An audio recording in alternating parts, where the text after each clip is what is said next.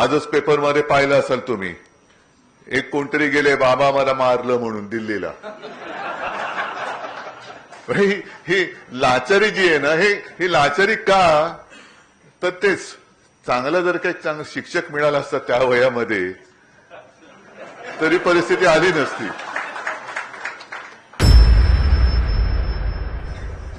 उपस्थित सर्व, आता पंचायत अशी होती की सभेच्या वेळेला बोलताना वेगळं बोलतो, पण आता सगळा हा कार्यक्रम जरा उपस्थित सर्व मुख्याध्यापक, सर्व संस्थाचालक आणि शिक्षक बांधवांनो आणि भगिनींनो,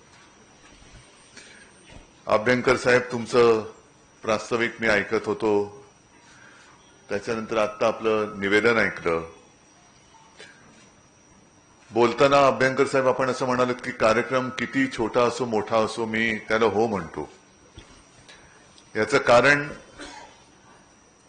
कार्यक्रमाची साईज मी बघत नाही, कामाची साईज बघतो. कार्यक्रम छोटा असेल आणि हा काय तसा छोटा कार्यक्रम नाहीये. जर का सगळे एकत्र केले, सगळ्या संस्था, सगळे मुख्याध्यापक, तर किती विद्यार्थी होतील? म्हणजे या खोलीमध्ये किती हजारो विद्यार्थी बसलेत असं समजा. आणि आयुष्यामध्ये चांगलं शिक्षक आणि चांगलं शिक्षण हे मिळालं नाही तर काय होतं त्याचं एक आत्ता तुम्ही जो बोलला ना, ड्युटी म्हणजे मशाल आणि दिवटा म्हणजे, तर असे जे काही ड्युटे निघालेत त्यांना मशालीचं महत्व कळणार नाही आणि कळलेलं नाही. ही गंमत आहे मराठी भाषेची. आणि मला अभिमान आहे की शिवसेनेच्या माध्यमातून पहिल्या प्रथम शिक्षक मतदारसंघातून निवडून तुम्ही सर्वांनी दिलेला आपला लोकप्रतिनिधी इकडे तिकडे काही वाह्यातपणा न करता शिक्षक म्हणून विधान परिषदेत सुद्धा आणि आपल्या कामात सुद्धा एक वेगळा ठसा उमटवतोय.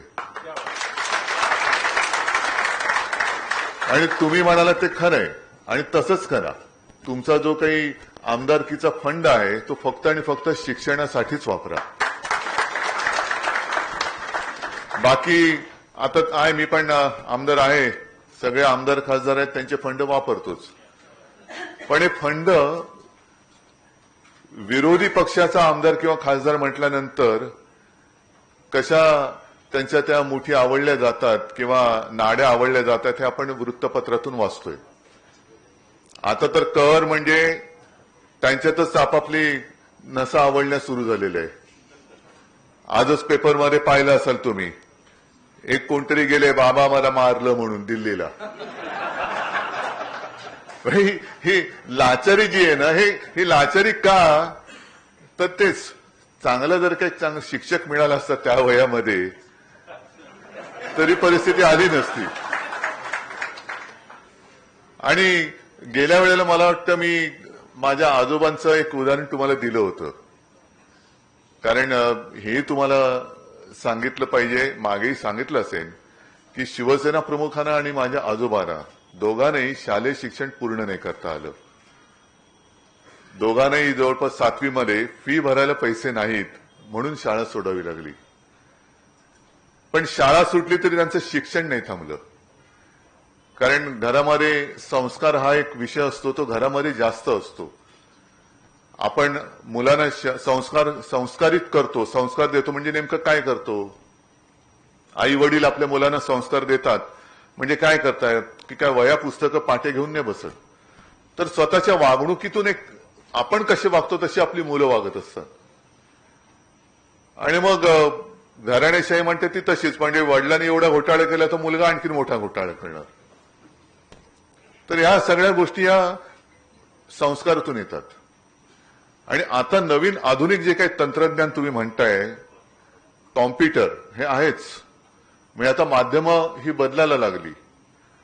आजही शाळेमध्ये पाटी आहे की नाही मला कल्पना नाही, कारण आपण सगळेजण जे माझ्या वयाचे आहेत ते पाटीवरती अक्षर गिरवत शिकलेलो आहेत.